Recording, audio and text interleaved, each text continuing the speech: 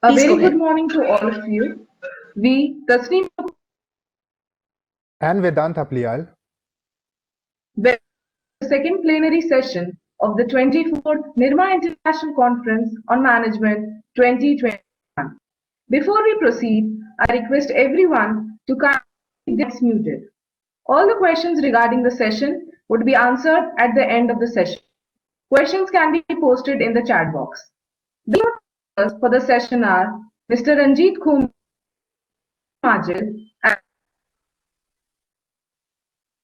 Industry 4.0 HR Strategies and Practices.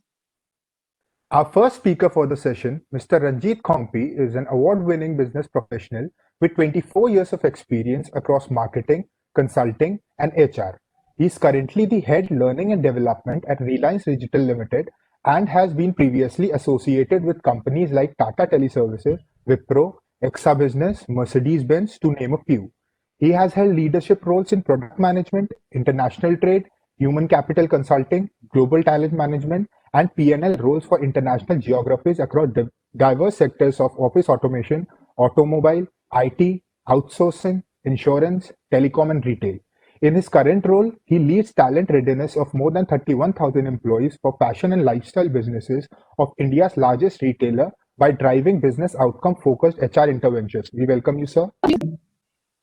3 years of across industries, from banking, government, logistics, education to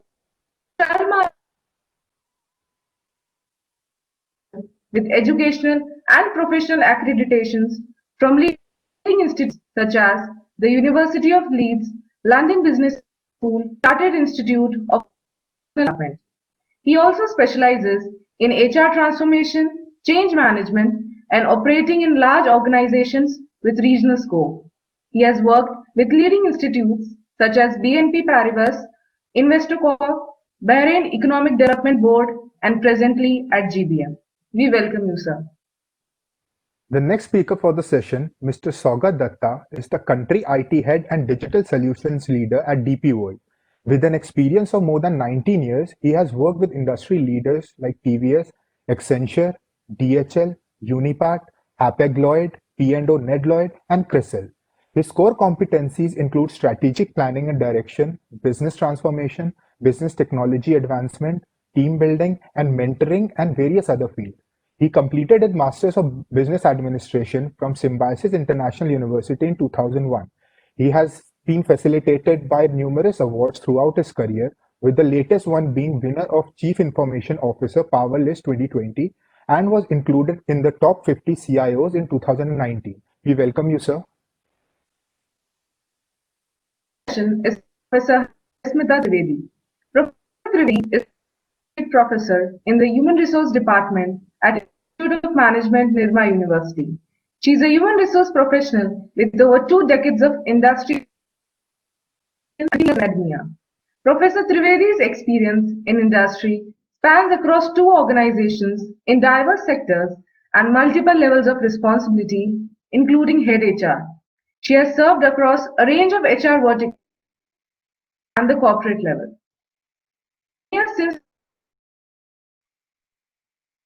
engaged in teaching at the postgraduate, doctoral, and faculty development programs of the institute. She has also been a visiting faculty to other management institutes. We welcome you, ma'am. We now request Professor Harismita Trivedi. Thank you, Vedant and Tasneem, for that support. And we'll now begin the session. The session theme is Industry 4.0, HR Strategies and Practices. We have 3 esteemed professionals for the session who represent diverse businesses. Mr. Khompi from the retail sector, Mr. Majed from digital solutions, and Mr. Dutta from logistics and transportation. All the 3 sectors have their own uniqueness and have their own context and demands on the human resource management function. Having said that, let me also tell you that while Mr. Feras and Mr. Khompi represent the human resource management function, Mr. Saugat Dutta represents business, but I would like to call it the people management function. So that way he is not a human resource management leader, that he is a human resource management leader, but from the business angle. So that's going to be a very different perspective and little inclusiveness that we are going to have in this session. Having said that, let me just lay out some plans. So we are going to have three speakers. We'll begin with Mr. Khompi, and then Feras, and then Mr. Saugat Dutta. You would have between 15 to 20 minutes for your presentation, and thereafter we would be having the question answer session. The questions would be moderated by the student team and me. The audience is requested to direct their questions to specific speakers rather than just putting up questions generally on the chat box.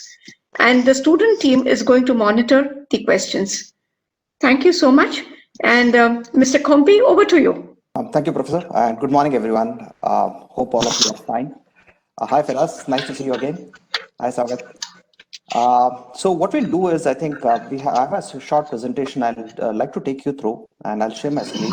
So over next about 15 minutes, the time that we have, what we'll do is we'll actually look at how the 4.0, in fact, I would not get into the introduction of 4.0. All of us are aware. I think that's an assumption that we'll start with. But we'll focus on how it has impacted the HR strategies and practices with a special focus on the retail industry. I am from the retail industry, and I've seen that happening in the last about at least 2 years since I'm in Reliance. So there are basically, when you look at the HR strategy focus areas, to utilize the 4.0 boom that has happened, and it is further triggered since the COVID impact last March. In fact, the 4.0 pace has gone up exponentially in the last about 10-11 months after the COVID lockdown happened. And some of the companies who were reluctant to get onto the 4.0 bandwagon were really forced onto it. I will pick up on some of the strategies that HR teams across the retail industry in India have picked up on various sub-functions of HR and how it has impacted them into realigning it at various areas. So these are the 5 areas that we'll get into, and we'll deep dive into each of this.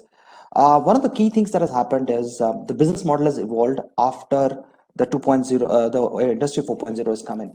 For example, when we look at it, I'll take an example of telecom. When in telecom, in our own sister concern, that's Reliance Jio, we introduced the Aadhaar-based and fingerprint-based scanning and authentication system.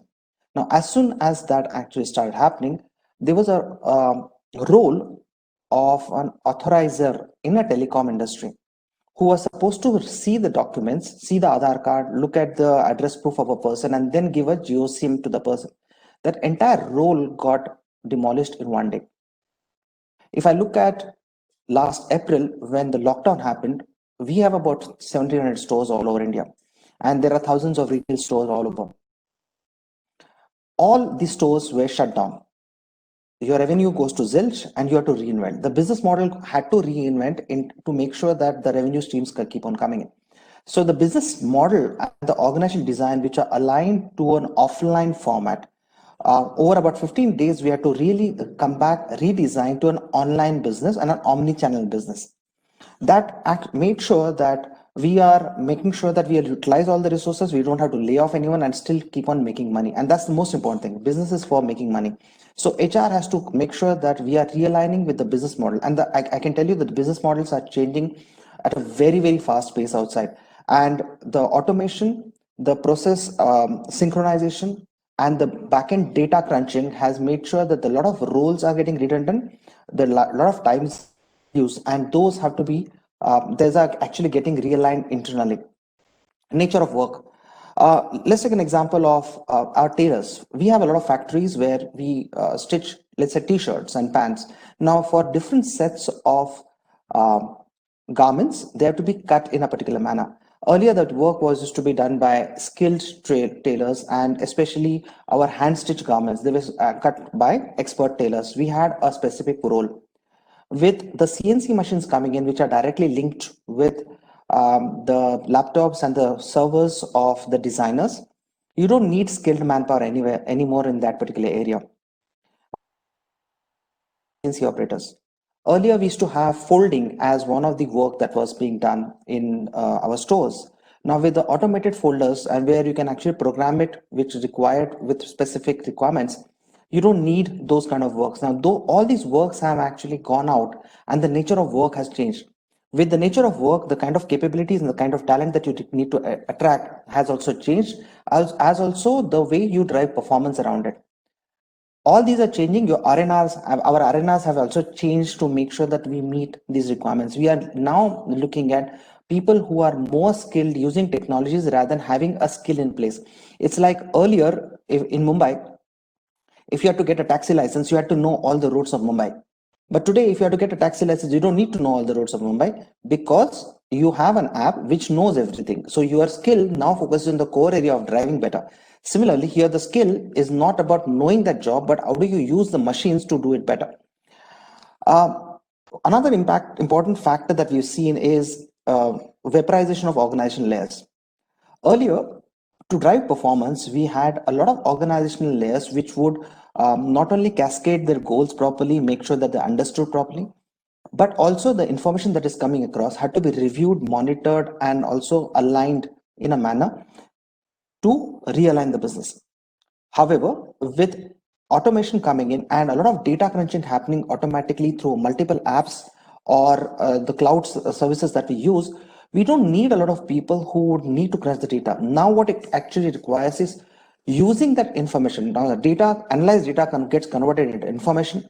We need people who can read this information, align the trends, and then take decisions which are required for the organization.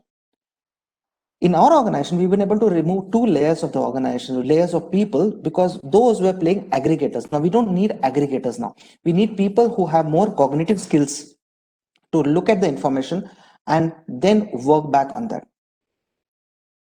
It also has helped us to actually expand the scope of our people. Earlier, a typical territory sales manager or a cluster manager would handle about 12 to 13 districts.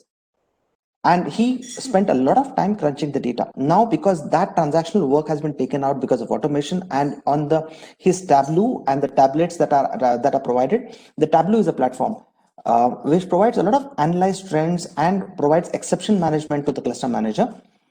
We've now increased his effectiveness and efficiency in terms of moving from about 12 districts to about 18 districts.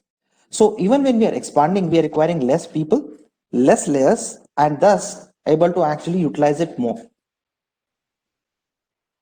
Staffing, one of the biggest impact that we've had is in staffing. In fact, that's something that we've worked upon and actually helped us do more. Attrition about 35-40%, retail industry faces the biggest challenge of attracting talent, retailing, and making sure that they grow. And staffing plays a bigger role. When we are growing at a fast pace and we are growing at a CAGR about 40%, we need thousands of people. And that's where we have been able to use the benefits of 4.0 here. So one of the things that we are actually using at automated candidate sourcing and prospecting, we have AI and ML based probes who keep on working to get sourcing and prospecting where you don't need to go through traditional channels of the HRM suppliers or staffing agents. We continuously source it. We go through all the platforms that are available. There is a lot of data available officially, which can be used to prospect, and we don't need to put humans out there. We program the machine learning's assumptions in a particular manner that we get a required kind of people. This is used for both experienced people as well as freshers.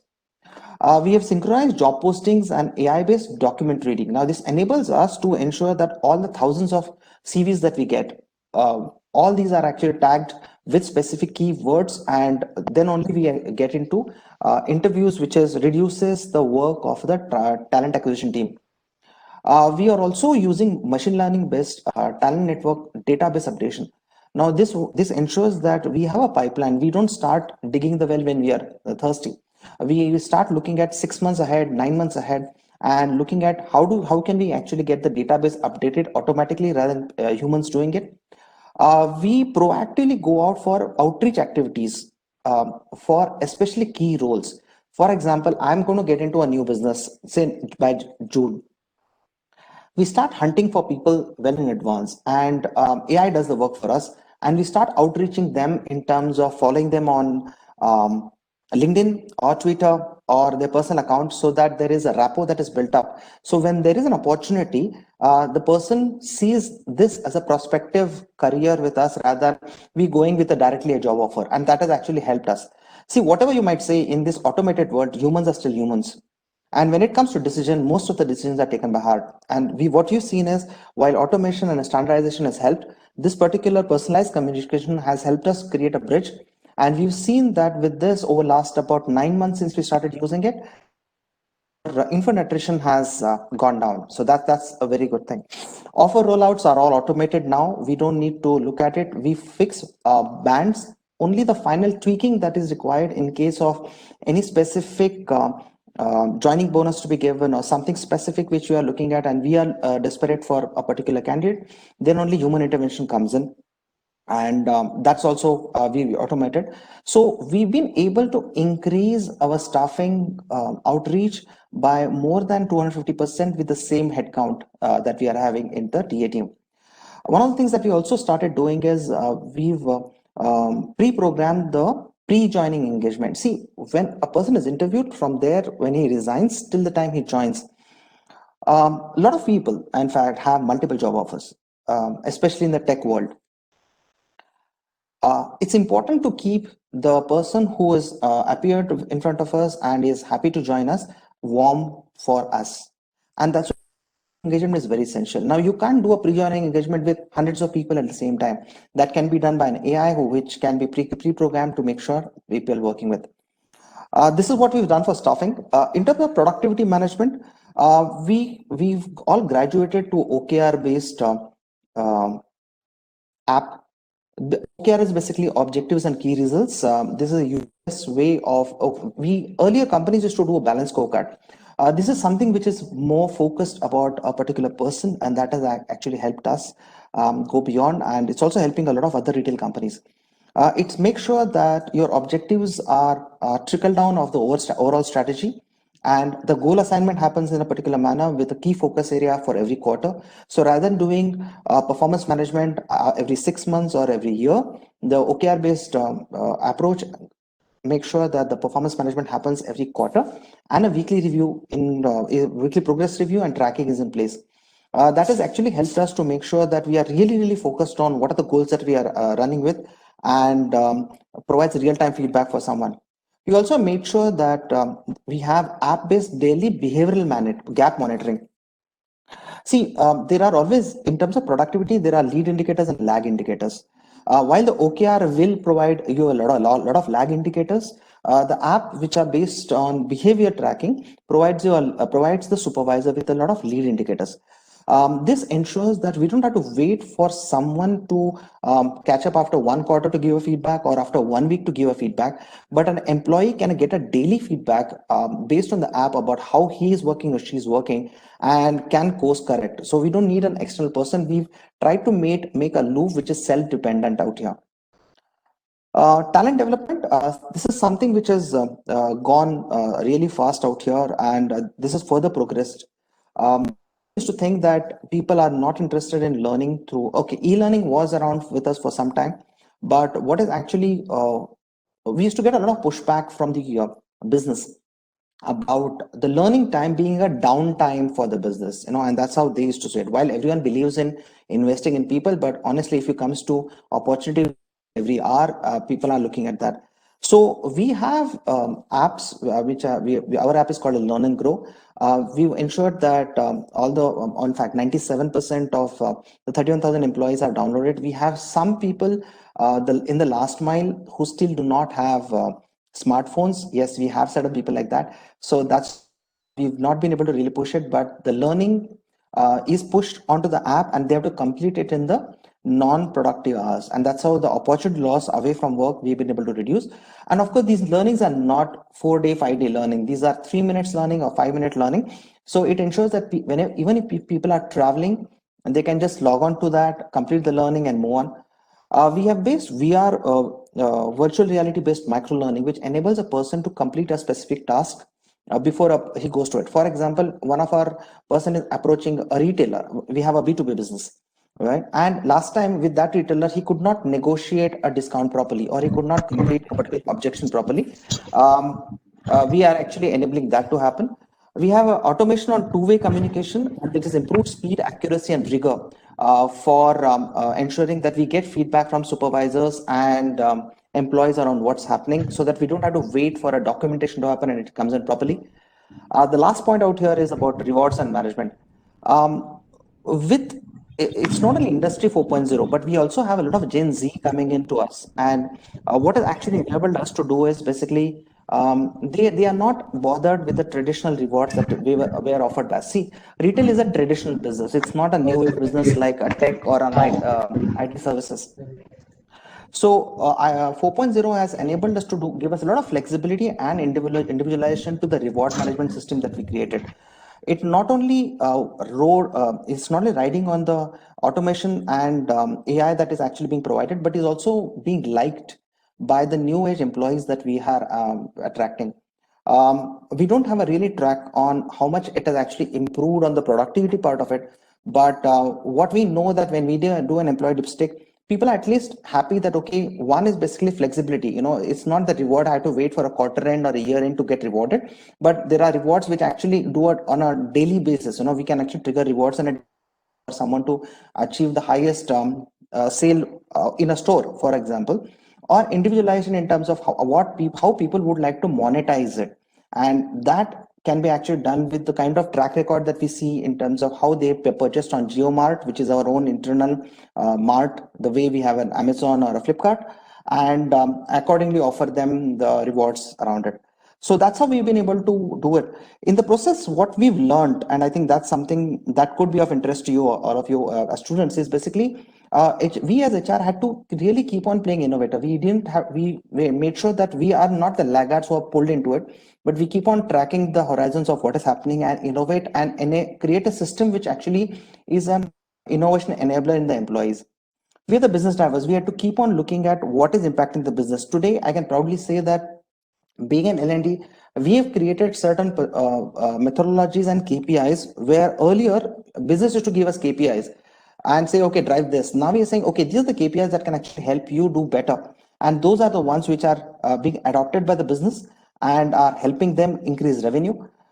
We've actually started collaborating a lot. Earlier, HR used to be told, okay, this is what it is to happen. Today, we are actually in the process that we are in the same table at the board meetings where we collaborate right from the strategy making. And I think that's something that is there because they also understand that in this era, unless until we collaborate, HR collaborates and being on the same page, people will lag out and they would be able to really benefit from the technology automation coming in. And of course, all these requires change, right? And we've been able to be a change agent. One of the things that we are doing here is basically earlier, our employees used to be into only assisted selling. If a customer comes to a store, okay, if a customer asks and you provide service. Now we getting into suggestive selling where we actually proactively be with the customer in the entire journey. Now that's a huge change for us. And in the entire change, HR, we are playing the change management role and we are the change agent for the organization. I thought I'll just compress my session into this particular things. And it's see, 4.0 is not only technology, understand it, technology impacting us in all of the areas. The technology, the way it's transforming the way business is done, I think for HR also it's a transformation that has to happen within the employee minds, their beliefs, their assumptions, and also their choices. We have to enable the transformation and make sure that we keep working on this journey. That's all from my end. Thank you. So, Mr. Khompi, thank you so much for that interesting information about a company which has such a visible presence and a company that likes to be the leader in the market in whatever it does, right? So those are the two very singular features of Reliance as a group: visible presence and would like to be the leader in everything that they do. And that coming from you, the information about wherever you have the strong message that I see in what you have said is how human resource management has embraced technology in seemingly manual operations. So for example, reward negotiation, compensation negotiation, issue of the offer letter, right? So I think that was something very, very interesting. And thank you for those insights. You've touched upon the different verticals within HR, but then you've also talked very interestingly about a context. You began your presentations with business models and the nature of work. I think that's the most important context for human resource management. And thank you for that opening. And before we go ahead, I would also want to tell the audience and that we owe a big thanks to Mr. Ranjit Khompi. We've had some last minute glitches with this session. Mr. Ajay Bhatt, our original invitee, could not come because he has a family emergency. And Mr. Khompi has come in at a very, very short notice. In fact, we spoke to him, around 5 o'clock in the evening yesterday, or maybe 4 o'clock, I'm not sure, but it was as late as that. So it was just a few hours. And thank you so much. And yes, there has been a very interesting value add, Thank you so much. So, yes. So with that, we move on to Feras. Feras, the stage is yours. Good morning, Ms. Hasmita. Yes. Welcome. Thank you, firstly, to Nirma University for inviting me to this conference. Obviously, thank you to the students for giving me a good introduction about myself. I'd like to first give an introduction about my company so I can give you a bit of a context about what my views are or what GBM's views are as well about digital transformation and the impact digital transformation is having on the HR function. So Gulf Business Machine was established in 1990. It operates now in 6 countries with 1,500 employees. And basically what we do is we have a HR shared delivery model with HR business partners in each country. And what Industry 4.0, which we like to coin the term is about digital transformation, is what we do is we try to prepare for tomorrow. So what we're trying to do is try to enable our customers to be able to be comfortable with the technology and with all the advancements and in terms of automation, AI, to be able to better serve their customers. And to that end, I think the pandemic has really allowed us in HR to really accelerate our own digital transformation internally. And we've really moved from becoming firstly an administrative function to an HR business partner to now people or business enablers, where we're leveraging now technology to really impact the employee experience. And by better preparing our employees, we're hoping that they're better preparing our customers to prepare the businesses for tomorrow. So to give you guys some examples on the wider context before I give you some examples about GBM, is digital transformation has been adopted a lot more in terms of retail, in terms of customer orientation. So all of us now are familiar when you go to websites about things like chatbots, AI, analytics, especially when we talk about banking or when we talk about retail. But now, because these type of technologies, a lot of companies have started to invest and try to commercialize them, HR now are also able to quickly deploy some of these items for their internal customers. Because at the end of the day, productivity gains, and a lot of people are now realizing it, are happening a lot more when you get engaged employees to be more productive. Because technology now is allowing you to, all companies, to access the same data analytics. So what is now the main differentiator is the people you have, which is hard to replicate, because if people are engaged, are motivated, that discretionary effort they're able to provide, and that's what gives you a distinction. So today when you go to a retailer and everything is done online, you don't really have the distinction. But where's the distinction in terms of customer service, in terms of quick responsiveness, in terms of being able to personalize offerings to customers? Those are the things that have to be done by human interaction. Even in HR, when we've done it in our own team, people are worried. They're like, oh, what's going to happen with my traditional job? But rest assured that technology might automate certain administrative stuff, but they allow us to create new value in other areas such as analytics. So to give you a live example towards that, we've introduced HR chatbots within GBM for our own employees. and an HR help desk. That's allowed us to leverage artificial intelligence for recurring questions using IBM Watson. So now what happens is the recurring stuff, when do I get my salary? How do I generate a pay slip?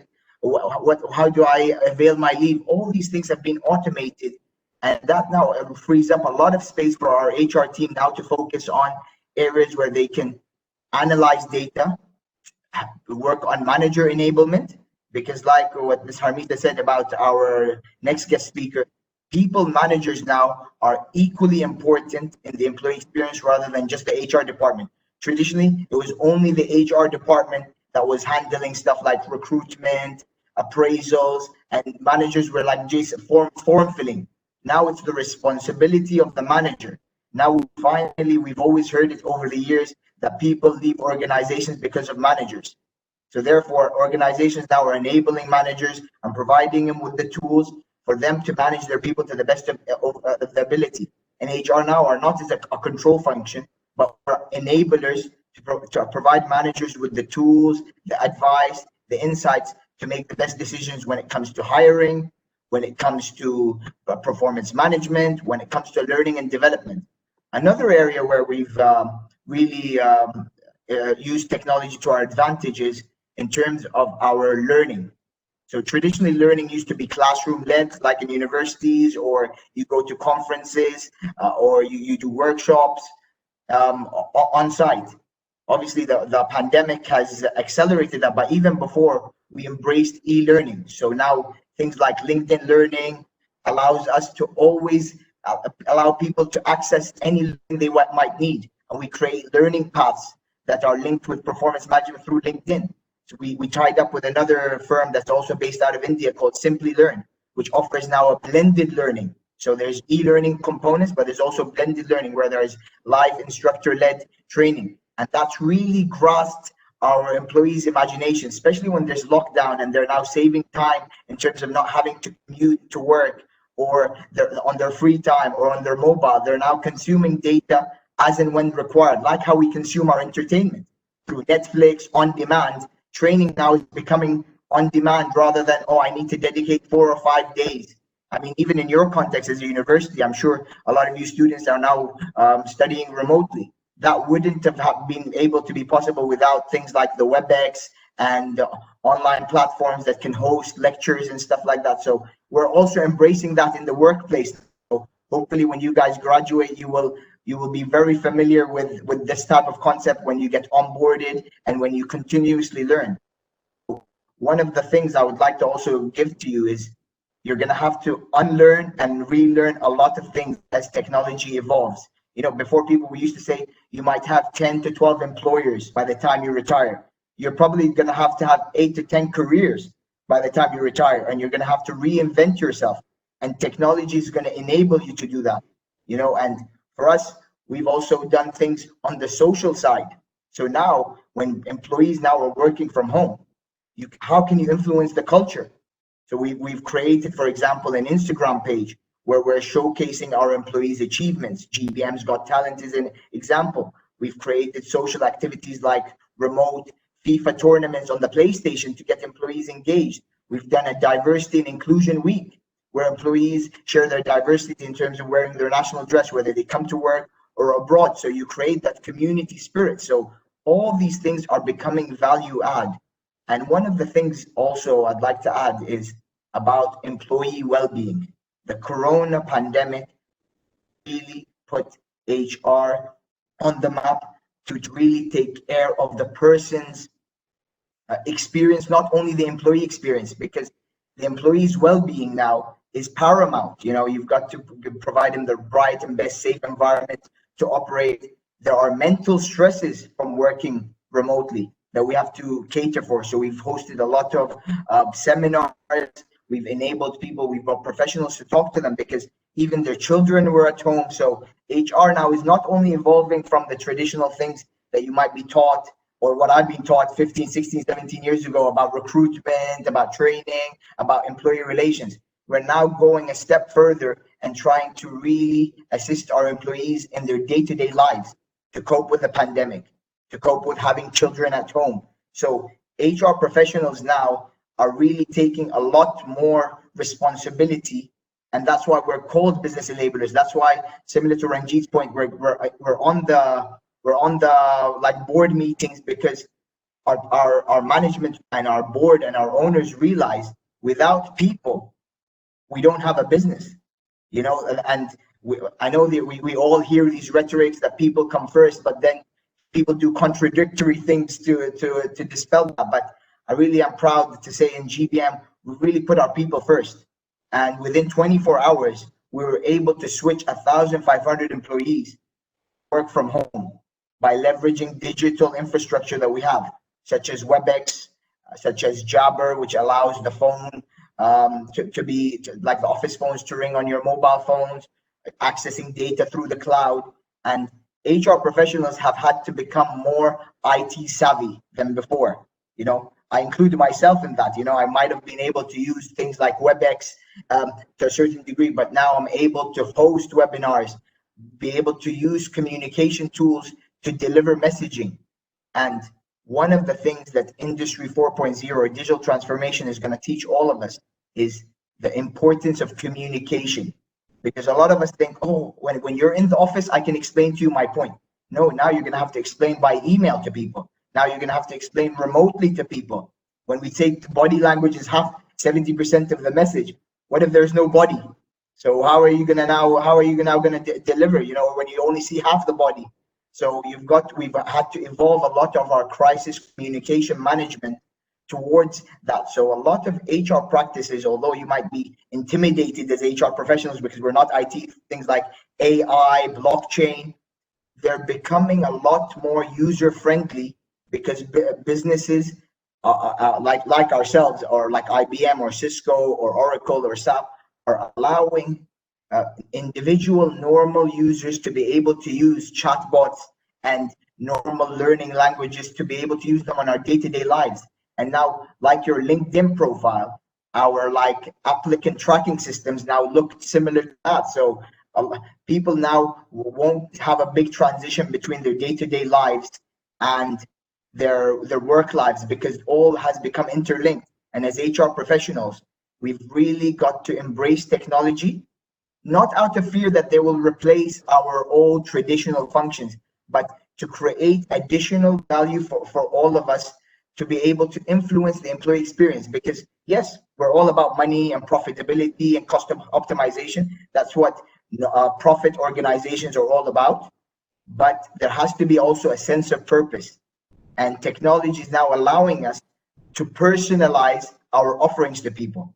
We're able now to give individual learning plans rather than telling people, come to a presentation skills course, 50 people, put them in the room. Now, no, you need a specific tie-up. You can go and do a blended learning course.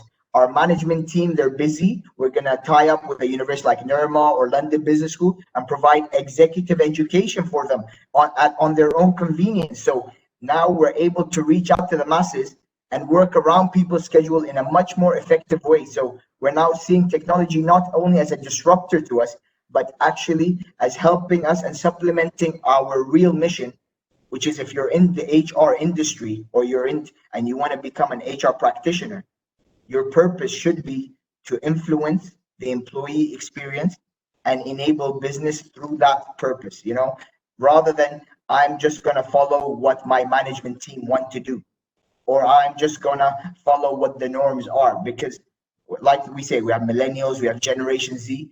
People's expectation of the workplace has really evolved from just paying my salary to giving me job security to actually, I want to realize my ambitions in the company. I want to realize my social responsibility. I want to have flexibility with my family. I want to work at any time.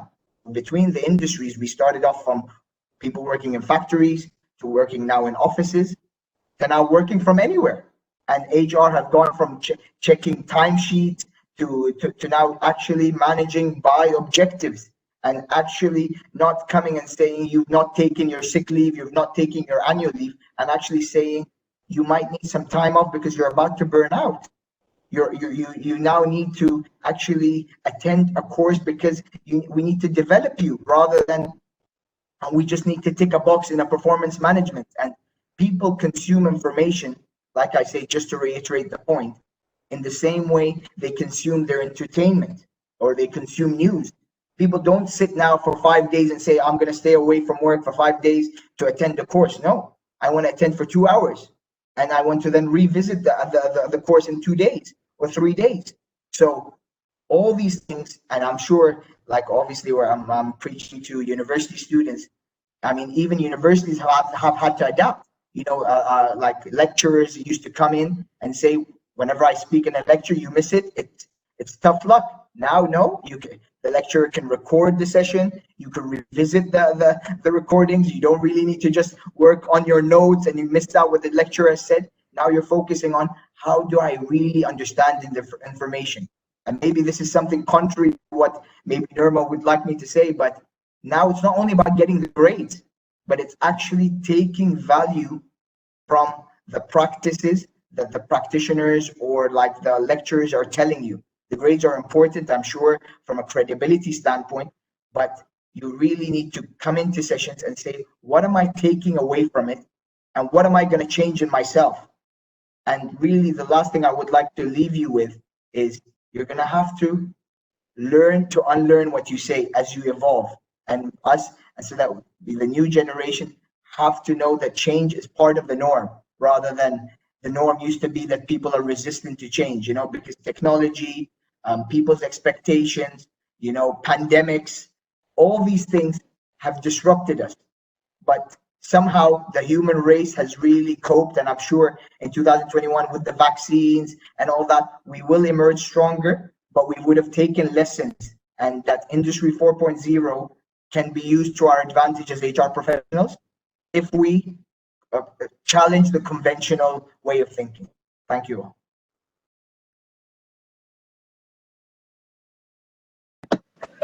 So Feras, thank you so much. And that was very interesting. What I particularly found interesting is that Global Business Machines, as a company, your tagline is preparing businesses for tomorrow. And what was interesting about your presentation is that you are using that tagline to prepare HR in the company for tomorrow, right? And I like the term also that the same services that you're offering to businesses outside as clients, your clients, you're talking in the same terms for yourself. So you're talking about, you've used the pandemic and the situation for accelerating digitization of processes within the function.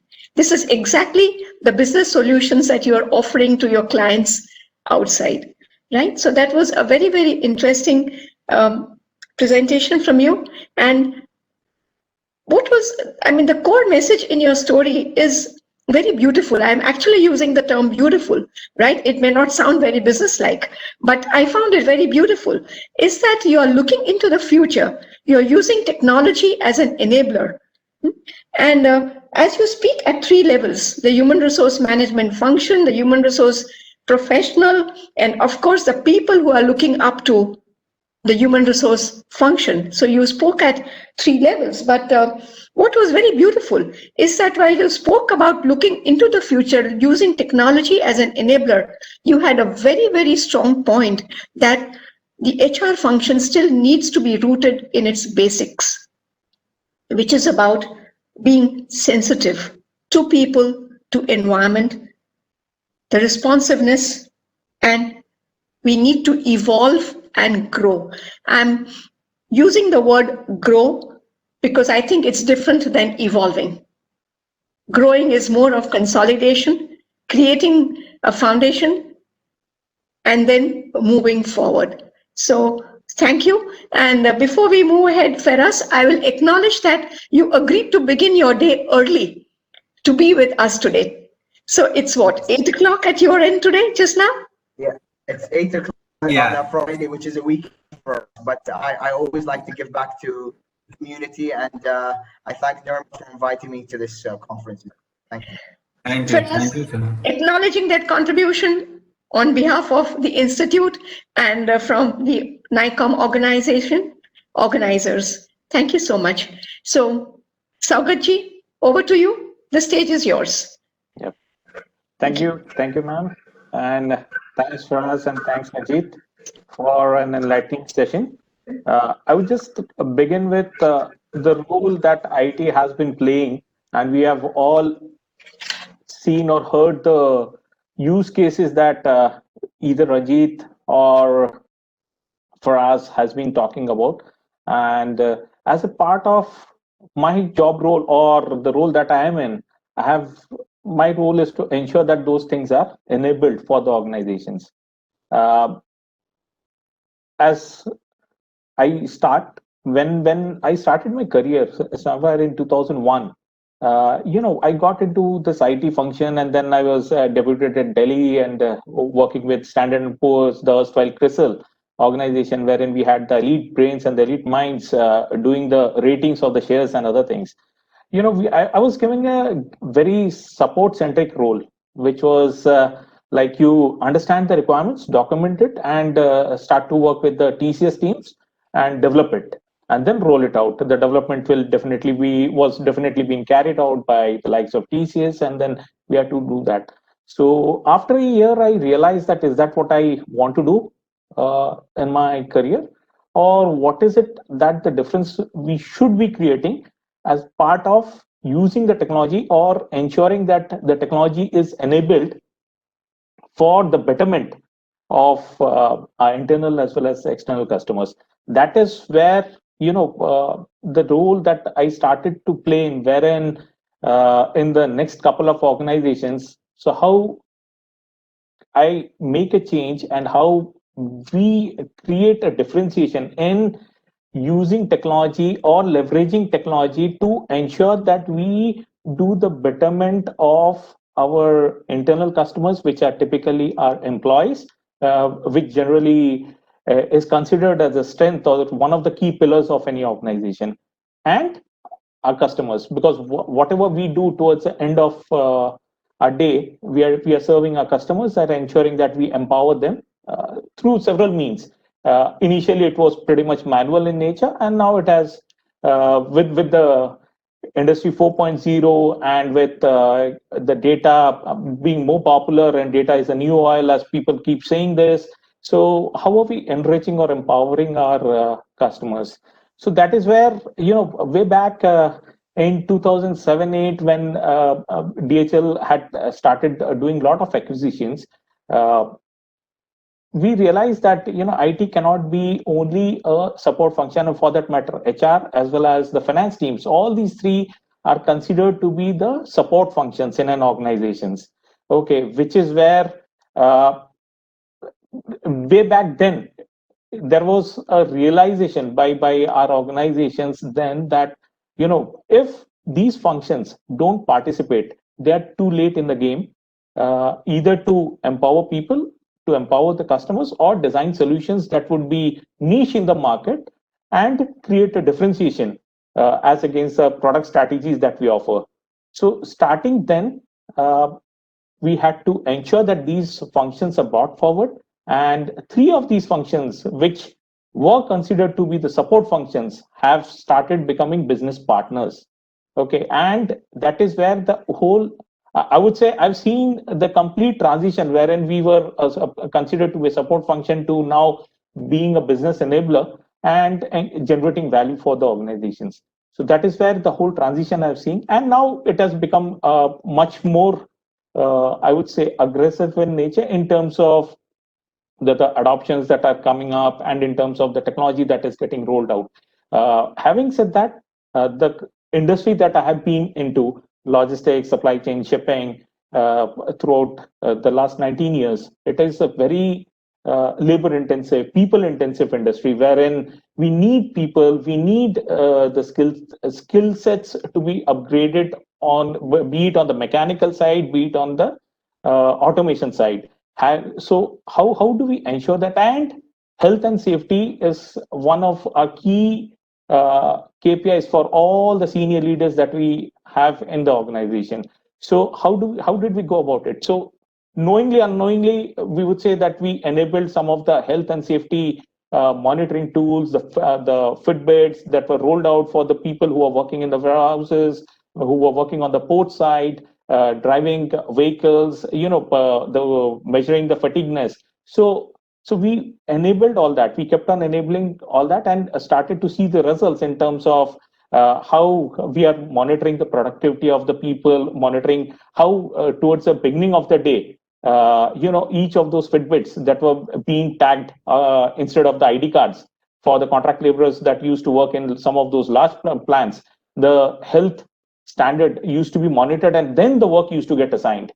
So I heard Ranjit was saying that, some of the job roles are also getting assigned. So depending upon that, ours being more labor intensive, we used to assign those things. So, measuring that and then rather than having some fatalities during the working hours, which creates a dent to the brand as well, we had to ensure that some of these things are taken care uh, so that we are ahead of the game in terms of ensuring that we nurture the people.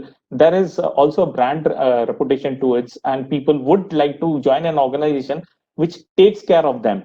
And how will all these things happen? These things have happened through the SMAC world, which is what we are into currently, the social, mobility, analytics, and computing. So all four have come together. And then if you see, before joining any organization, nowadays the Gen Z or the millennials, before joining any organization, they would, rather than checking with people, they will go to the sites like, Glassdoor or the LinkedIn's and find out what is, or the reviews that you start to get in.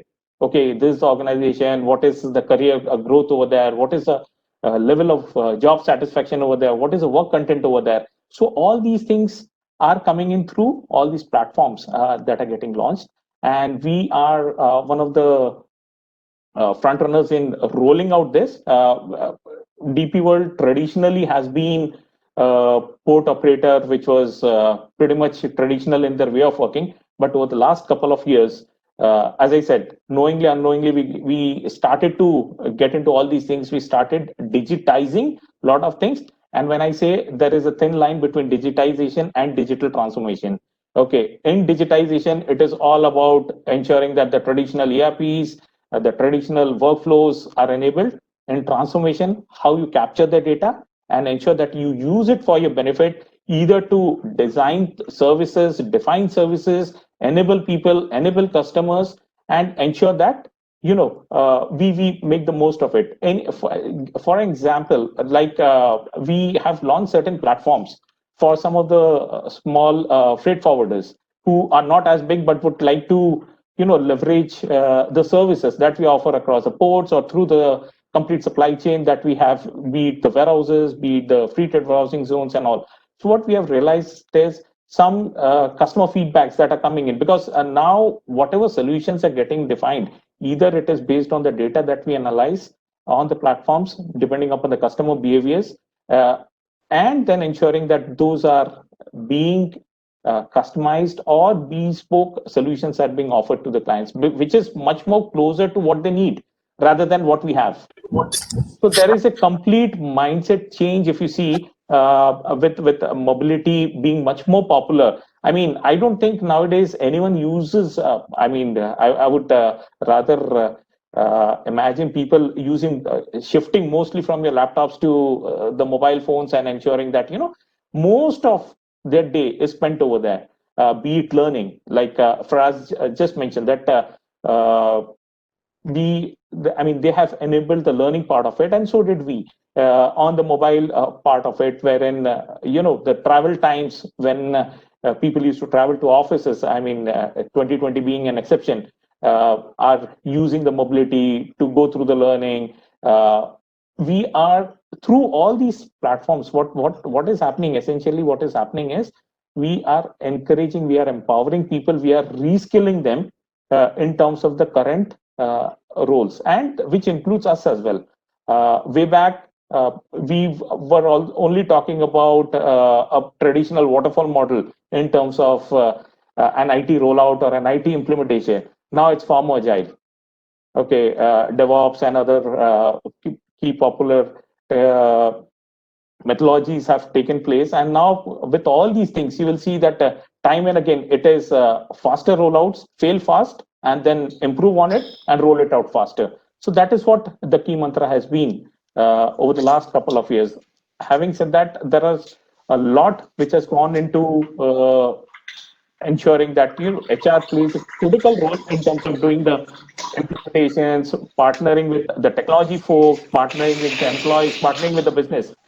Say, for example, for any platform or for any rollout that we get into, during the kickoff stage itself, we do ensure that we have our HR folks also participating into those discussions, because that essentially means that they are understanding what exactly is the rollout, and then they start to source those skill sets. Since we are totally into this logistics and the transportation side of things, so a lot of these things, a lot of technology professionals who are required to develop some of these applications, those are quite scarce in nature, and they would not like to choose a traditional organization as against the likes of a Facebook and an Amazon. So how do we ensure that we create that awareness that we are doing much more than what exactly you think we are doing? And how are we ensuring that we touch the lives of our customers on a day-to-day basis? So, which is where we have seen that HR fraternity as a whole is partnering quite well, and they are going hand in hand in terms of defining the strategies, designing the strategies, and ensuring that we have the right skill sets in terms of doing some of these transformation initiatives across the organization.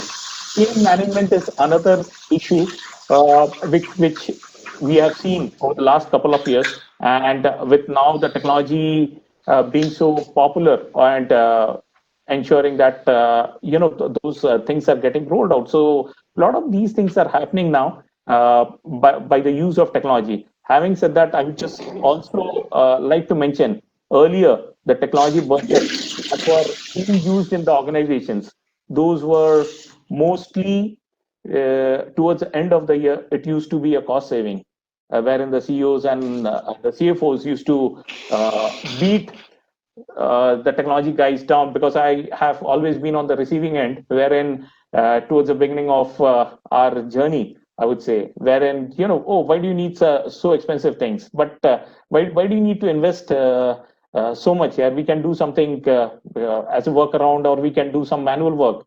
But do we really need this? Now these questions are not being asked. And people have, and 2020, as you might have seen some jokes floating around, which is the year, or which is what has caused the digital transformation. If you see, people are answering that COVID has done the digital transformation across organizations, and which is a fact, which is a bitter truth, and we all are experiencing that.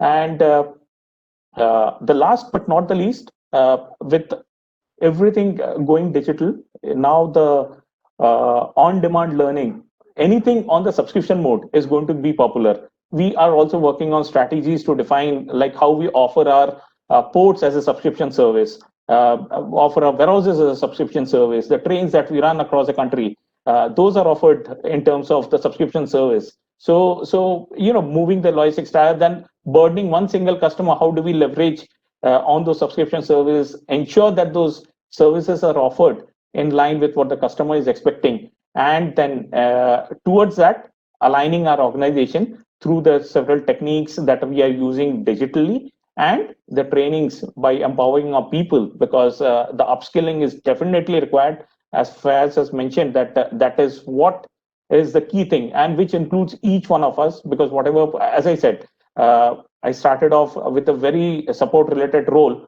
and now ensuring that we generate value for our stakeholders, which are internal as well as external, and ensure that we stand against the competition way in advance. Yeah, that's all from my side.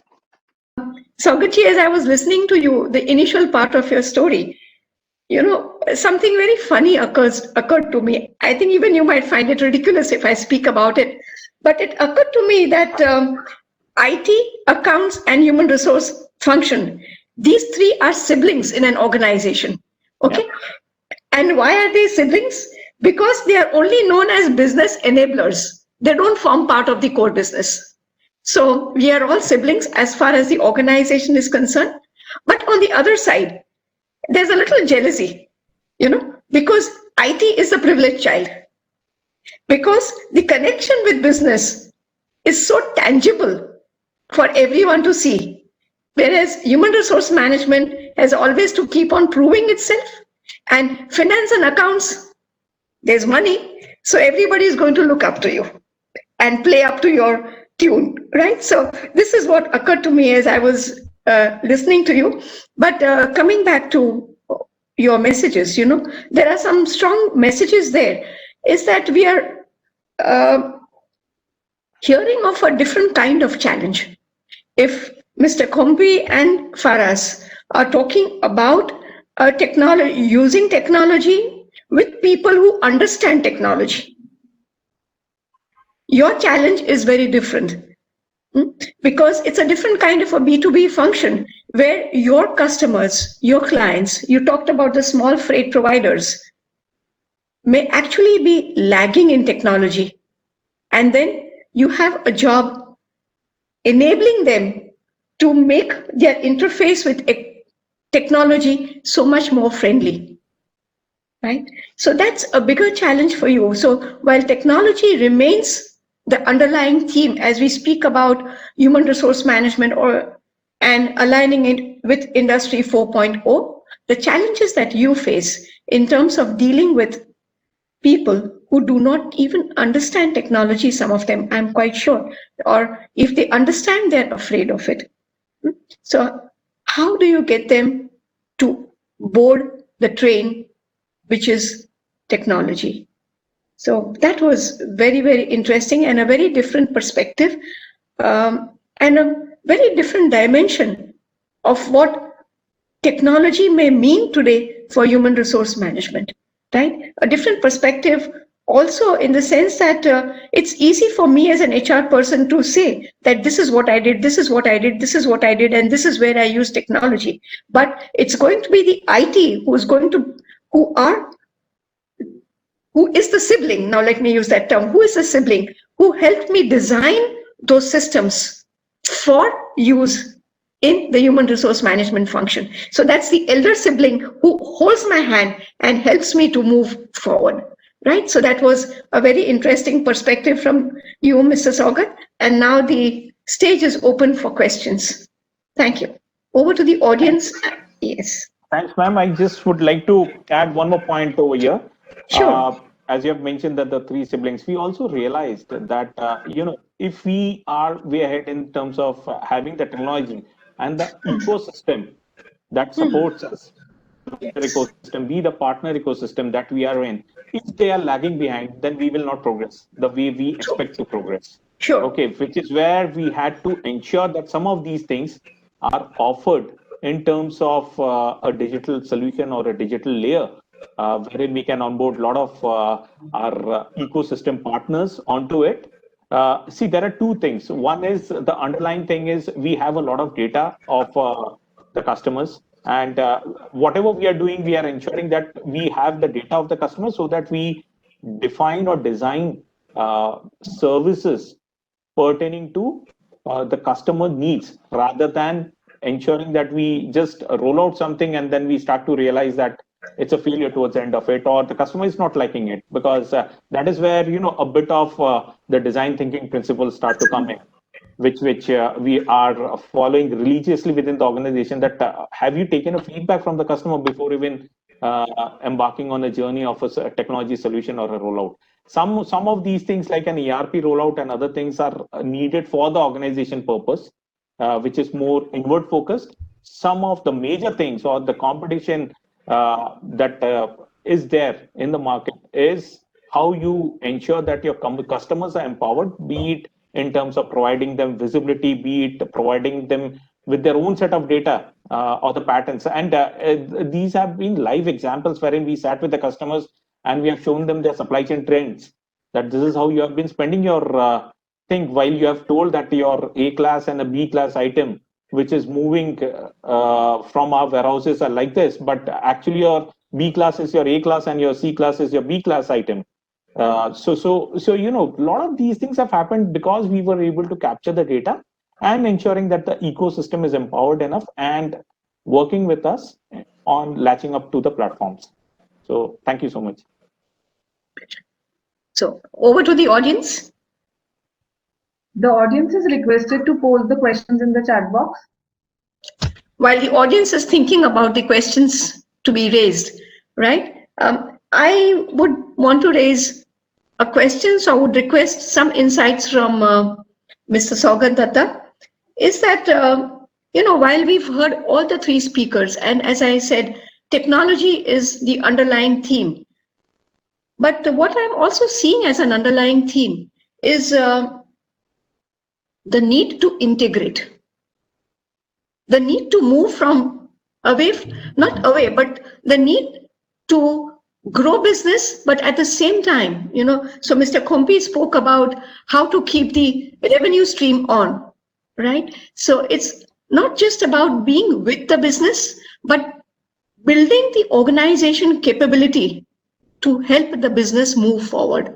And that's where one is talking about a lot of integration that needs to happen, right? So that's where, Mr. Datta, my question to you is, how did you manage this integration? How did you convince functions? It's one thing to convince your customers outside, but how did you reach out to functions within the organization and offer them the solution in moving ahead with the use of technology? Okay, thank you. Thanks. That's a very good question, I would say, and I would have shared the experience that we have followed through within our organization. So first of all, there have been focus groups that keep on interacting, be it in terms of the customer success managers or be it in terms of the key account managers who generally interface with the clients. So first of all, gather those feedbacks and see what exactly is required.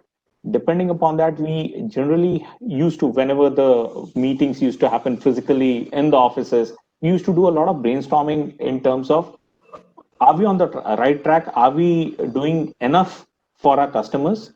And when the answer, 9 out of 10 times we used to see, no, we are not there. So that itself is an eye opener for the business leaders sitting on there in those meetings to support the cause. So that is where, I touched upon this point as a design thinking principle. That is Yes. what we had done a major training or for the complete senior management team through ISB. We had done a lot of sessions over there in terms of design thinking, wherein we had done a lot of exercises. And what are we doing? This was even before we embarked on the journey of digitization, I would say, within DP World. So that also gave a perspective, the examples, and ensuring that we take feedback right from the guys who are operating on the ground and from our customers before ensuring that we get into a transformation journey, because we then know which are the pain points that we need to address through this journey, rather than that doing something and ensuring that we have rolled out something and then we are taking all applauds, rewards and other things within the organization and celebrating, whereas there is a big pain point for our organizations. And that has actually helped us in the pandemic. We got classified, I mean, we are rather classified as a essential services provider. All our ports were operational, all our rakes were moving, the trucks were not allowed to move, so our rail took a bold step in moving the cargoes from point A to point B and ensuring that the essential services are provided. So how are these things happening, and were we prepared? Yes, I would say we were prepared, because we had done this exercise to introspect within the organization before we took this whole plunge. And that is where I would say it helped us. There is a lot more to do. I always keep quoting that the Amazonian impact has started affecting each one of us, and thanks to Amazon that they have enlightened us as well. And we are seeing a lot of organizations are taking that step to ensure that they follow the same suit, because the way they have supported, I mean, delivering goods and ensuring that the returns are done so seamlessly that the customer experience is absolutely, I mean, the customer is delighted towards the end of the day with the way they are doing it. There are some stray incidents, I wouldn't say that, but those are fairly negligible as compared to the support that they're doing. Having said that, a lot of our Indian ecosystem has also picked up on towards that. And I heard Ranjit about the GeoMart, and GeoMart also got launched during that point in time, and we are seeing a lot of traction happening, on the ground in terms of getting that launched. Some of the large warehouses are going to come up and all that stuff. So that's how we went about it, ma'am. Thank you so much, Mr. Datta, for answering that question. Yes. There's a question to Mr. Al-Jabri that what was the main challenge GBM HR faced in terms of employee engagement during the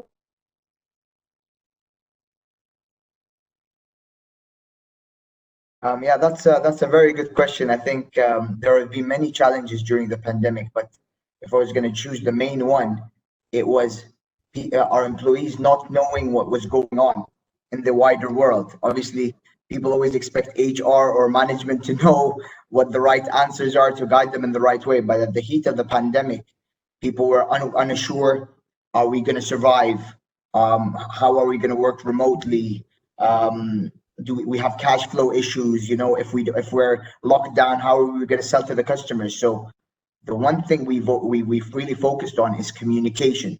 So we set up town halls to assure people. We brought in experts to talk about how, like medical experts, to talk about provisional things or like preventative measures so that we reduce the impact of COVID. We started doing sessions on learning where people learn how to cope with uncertainty.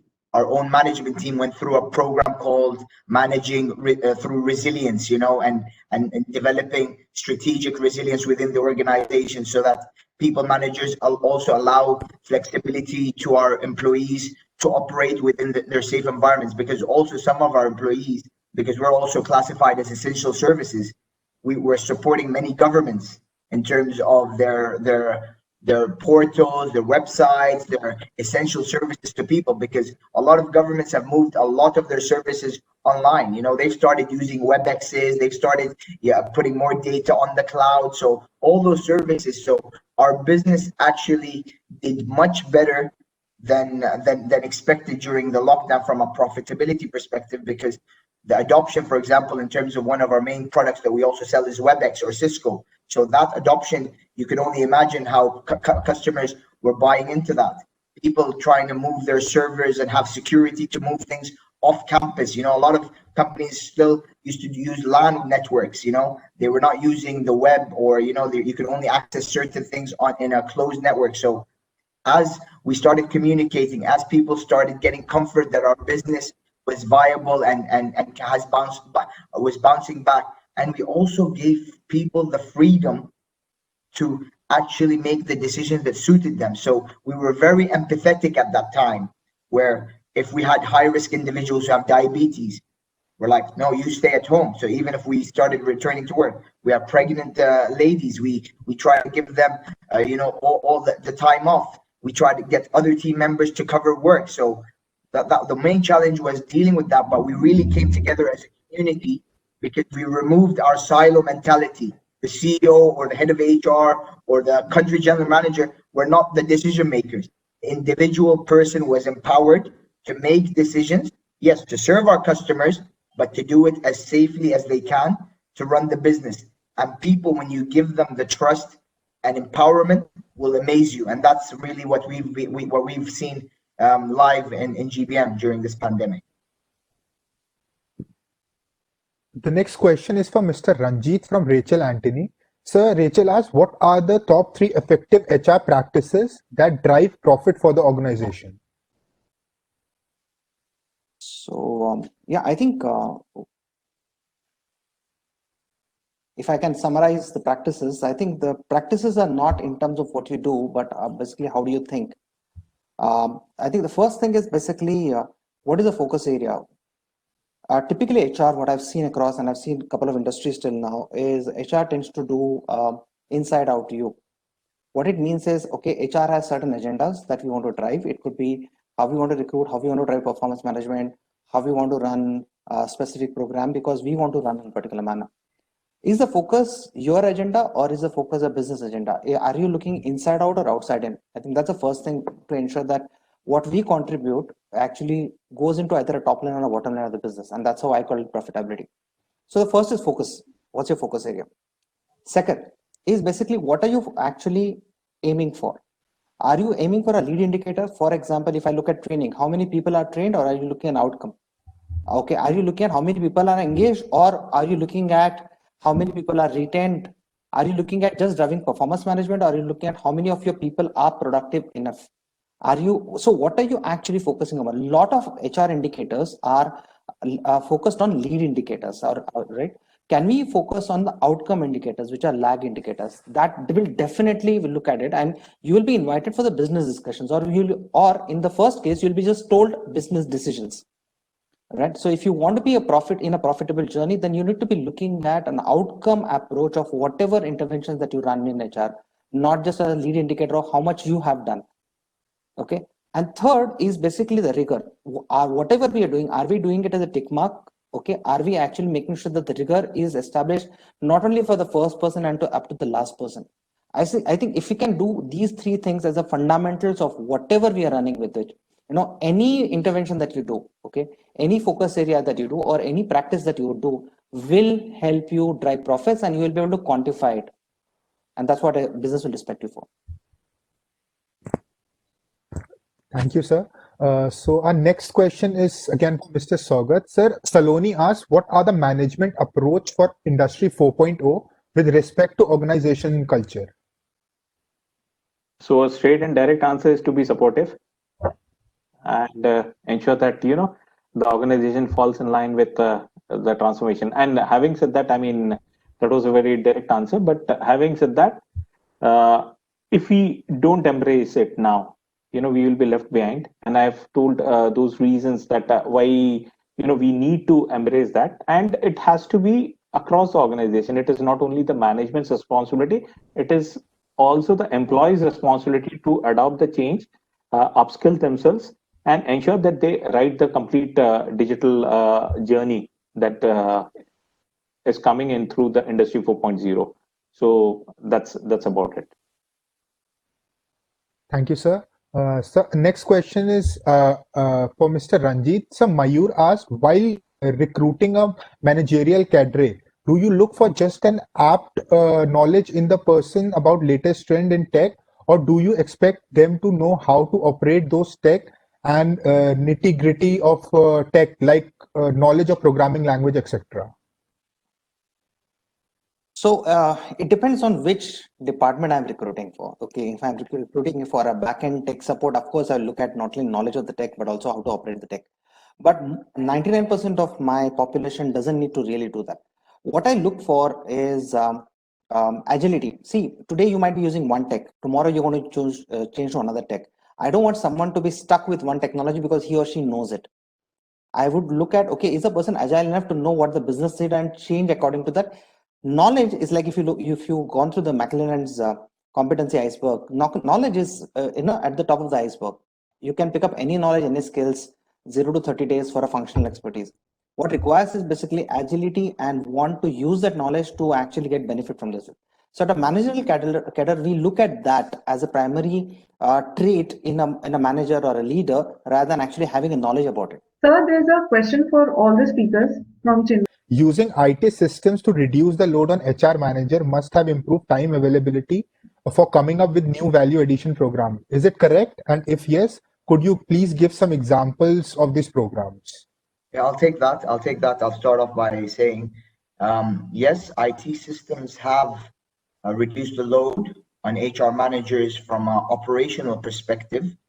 And I think I want to reiterate what Mr. Saugat said, that we've moved actually from digitization to actual digital transformation, which means that the way now we're using the data is allowing us to have outcome-driven inputs. So for example, before we used to report on statistics like attrition, succession planning, but now we're doing initiatives based on the data, so that we know what our intervention is actually really helping with. So I'll just give you a live example of how we've used it. For example, attrition. Before we used to use attrition, okay, we had 9-10%. That doesn't really mean much unless you tie in data about who are the people leaving us. What is this age sector that they're leaving us? What was their performance rating? Who was their manager? What was their background? What was their salary? So when you tie up all these things, that then helps us to have proper retention programs, to use exit interviews to be able to refine our, for example, learning and development career paths. We might need to teach managers how to better manage their people if there were complaints. So after a period of time, once we do all these interventions, we can then go back to that static KPI of the past and say that 1, 2, 3, 4, these initiatives that we have done have actually impacted or reduced our attrition or reduced the quality of our voluntary attrition, because there is sometimes attrition of average performers that gives us a chance to upgrade skills. And sometimes there's attrition because as a company, we want to go a different direction. It's like Mr. Ranjit said, when every company now is looking for agility.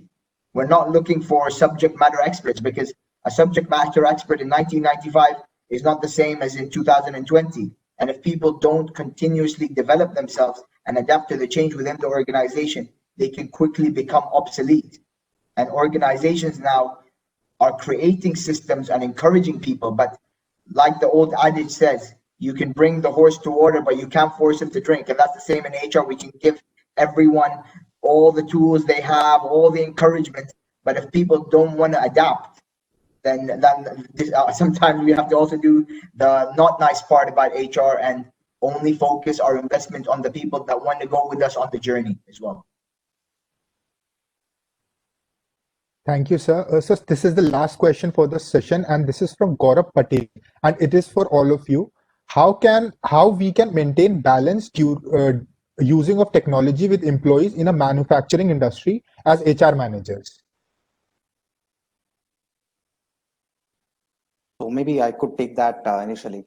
So I think don't look at only as a manufacturing industry. We can you look at manufacturing because some of our parts is manufacturing, but I've seen something impacting all the employees, and we need to balance it out. See, any new technology you bring in, okay, there is a lot of business case that is prepared at a senior leadership because there is a capex involved into it, and there is a business case to actually why we do it. Okay, there is some kind of organizational benefit, and most of the time organizational benefit is either a cost reduction or a time reduction. Whenever you're going to do that, there are 3 implications that happen on the employees. One is basically his time is actually is reduced to do certain work, okay, or his outcome is going to go up. For that, he'll need to learn the technology. That's the first outcome, and that's the change management. Second is basically his job might get redundant because of technology coming in. Third, it will also open a new kind of jobs within your organization. Now, we as HR have to really map before we introduce any technology, what are the implications of this in different employee groups, and make sure that we are prepared to manage this change and align all the people onto this.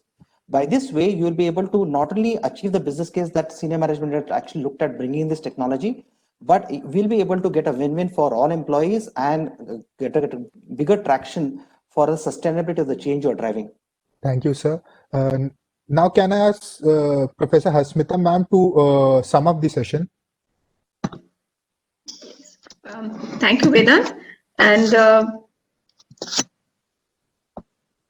I don't really think this needs much of a summing up. The question answer session was a very, very good summing up, very honestly. Okay. And as I was making my notes, these are some of the notes I just thought I could use as messages to sum up. Of course, as I've said earlier also, technology is the underlying theme. But having said that, we've had 3 esteemed speakers, but I'm not referring to them as speakers. I'm saying representatives of 3 different businesses, right? Each business with a very different character. Each business coming from very different organizations in terms of their respective cultures, in terms of their positioning within a regional culture, okay, and more importantly, in terms of their business philosophy.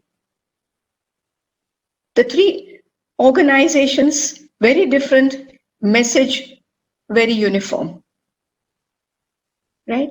And this uniform message for all of us who are going to be working with organizations is technology is going to be more and more significant in the way we deliver on the job. So adapting to begin with, but then flexibility and agility to evolve and grow as technology upgrades itself. That's very, very important. For my students from the HRN, very important messages. And Mr. Ranjit, permit me to use the same three statements that you made. Okay, statement one, not what you do, but how you think, right? Because if you think correct, actions will all automatically follow. So we need to work at the thought level before we actually do. This also means that we need to devote enough thought to what we are doing. It's not just about intrinsically thinking something, but it's about also devoting enough thought. So moving just from conceptualizing, designing, becoming visible, to actually looking at execution and to the smallest employee. So whether we are talking about, as in Reliance Retail, of the smallest employee who doesn't even have a smartphone, to the small freight service providers who cannot understand technology, right? So I'm going to provide them a business solution, but I'm also going to work with them internally to tell them, this is what you can do with your business so that we are more aligned and I can help you better. The second statement, look at the lag indicators and outcome approach. We are also comfortable talking about output. I put in so many hours of work, okay? But what did those hours of work do to me? First, did I get value from those 10 hours? Did it mean business for my company? Right? And the third is rigor. Again, rigor is thinking through. Systematic approach, what we call professionalism, objective, systematic approach, right? So these are the key messages. And I want to add one or two points for my young students. All this means that I need to be open and be continuously learning, number one. Number two, there are very implied messages if you have read between the lines. We talked of layers in the organization, and that's how Mr. Ranjit also began. As organizations become flatter, I grow through collaboration, whether it is with my peers, whether it is collaborating with business, or whether it is collaborating with my profession. I need to look at all those dimensions. And that means everything boils down to me as an individual. It's about being, while talking about the world and wanting to go forward and business and career, am I in touch with what I am? What is my worth? How do I relate to myself? How do I relate to people around me?